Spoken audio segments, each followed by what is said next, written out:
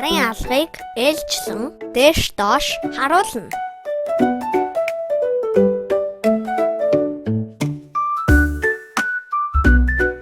Баруун гарын хурууны өндөгнүүдийг нийлүүлэн зүүн гарын алган түргэн эсрэг талдаа давтан хийн.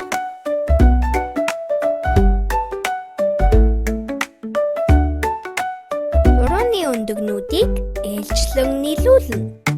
Эсрэгээр давтан хийн.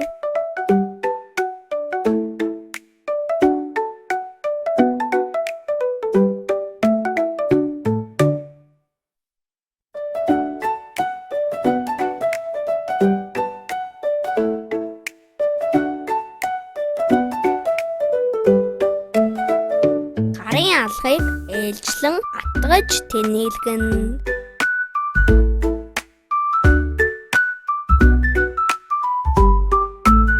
Гарыг уруу хооронд нь зөрүүлээд салгана.